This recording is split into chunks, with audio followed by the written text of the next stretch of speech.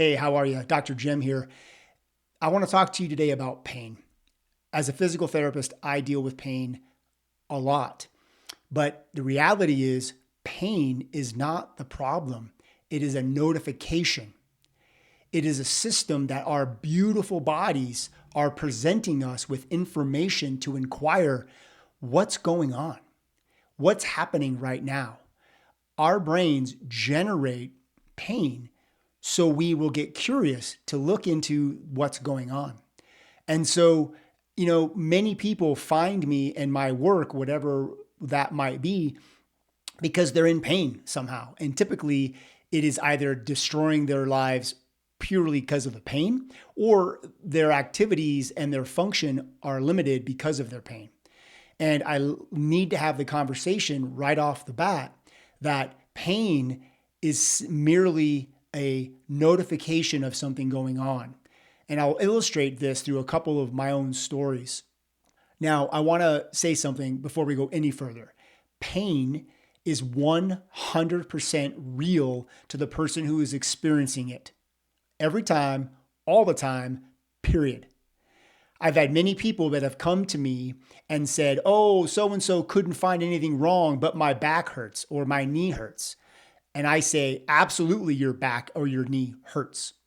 Pain is a very personal experience, and I 100% every single time believe you that you are experiencing pain.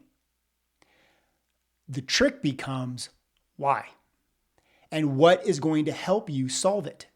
Because the reason you're seeking out help in the first place is to get rid of the pain.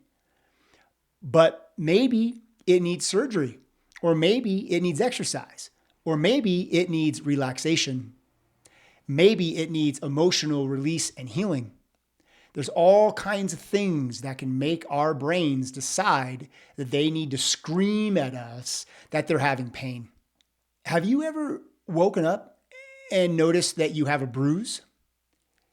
I always like to ask folks that, because if you have a bruise, then whatever happened to you was significant enough to bleed, but it wasn't significant enough for your brain to generate a pain response for you to pay attention to it. And that's always fascinating for me to investigate. So one story that's fascinating, I think anyway, is that I was out playing on the mountain years ago, and I stepped on a ginormous boulder about the size of a medium-sized microwave, and I rolled the thing over and broke my leg. It actually, on my tibia, actually broke, and I still have a scar. I had to have screws and surgery and all these things. But the fascinating thing was, as my friend was hiking me out on his back, which is ridiculous to think about, why didn't I just call EMS in the first place? It didn't hurt that bad until my dog ran up and hit it with her body because she was running around being crazy. And the flash of pain was so severe, I felt ridiculous pain, saw a flash of white light, and then the pain went away. And that's fascinating to me, because basically what happened is my brain said, nope, we already know there's a problem and you don't have to be notified anymore about it. We're taking care of it. And don't get me wrong, it was achy and sore, but it wasn't pain like you would think it would be hurting after a severe open orthopedic bone fracture.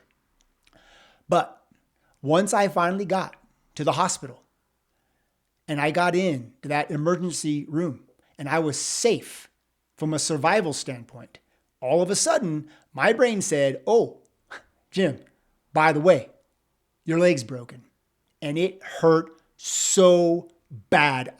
It was insane. Because my brain was now saying, oh yeah, we're safe now, so don't forget, you've got this problem. So that is a fascinating story, I think, because it helps us understand that, number one, when survival is key, you don't really feel as much pain. You will every once in a while for your brain to go, by the way, but it's not going to be this pounding problem until you're safe. And then once you're safe, it's going to say, hey, by the way, you've got some pain. You got some problem that the pain is letting you know about. It's notifying you about. Another story that I think personally is very valid and very helpful in this whole thing is I have a history of chronic, unrelenting, terrible headaches. Thankfully, through my journey, I very rarely get headaches anymore. And I can share with you a few things at the end of this video about how to manage your pain and how to help you work through it as you are investigating the cause so you can get your goal of getting back to your life. But I remember vividly, I was lying on the floor one night in a fetal position in so much pain. I literally was screaming out to my wife, I can't stand it. I can't handle it. Help me, help me, help me. And she lovingly put her hand on my shoulder and said, honey, I'm here with you. I can't take away your pain. You know you have to allow it to leave your body. And she sat there with me, and I was miserable. And then all of a sudden, I started crying and weeping, and all of these emotions came up about the worrying of my young son and the worrying of my other son and the worrying of the house mortgage payment and the blah, the blah, the blah. And the next thing I knew, the pain eased. Did I still have pain? Yeah, of course. Did I still have tension in my neck and my head? Yes. Are there ways to manage those components of your pain? Tension, muscle position, bones, absolutely.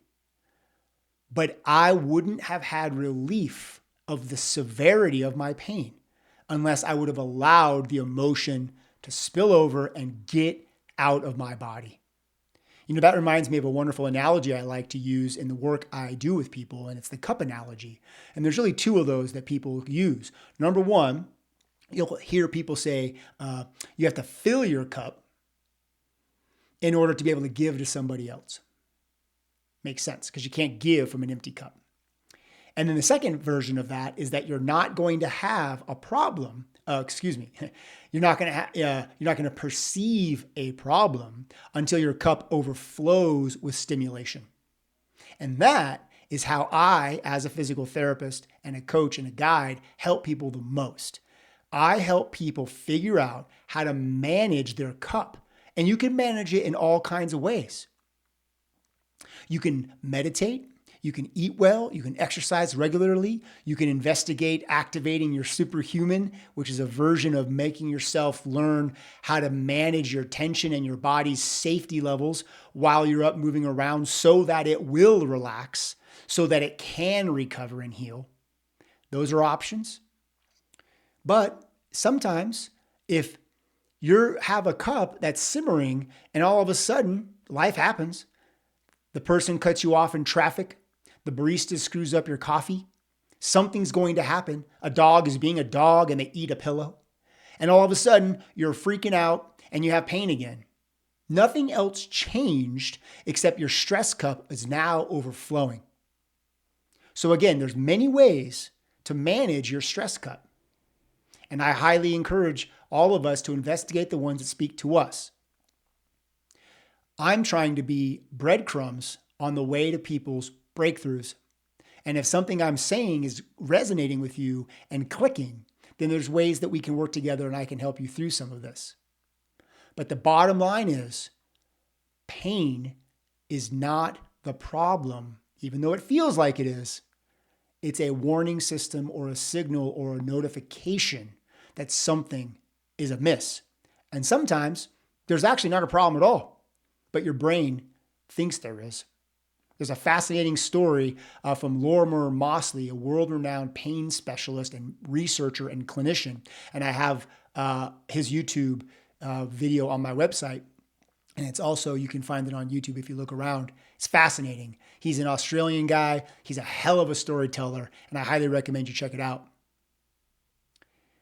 Again, at the end of the day, managing pain is absolutely the most important thing we can do for somebody who's having pain. But before we can actually help them solve the problem, we have to figure out why. What is the problem that the brain is screaming to them about? And then we need to appropriately address those issues. Well, I hope something I said helps you out. And until we meet again, thank you very much. I hope you have a blessed day. I'll talk to you soon.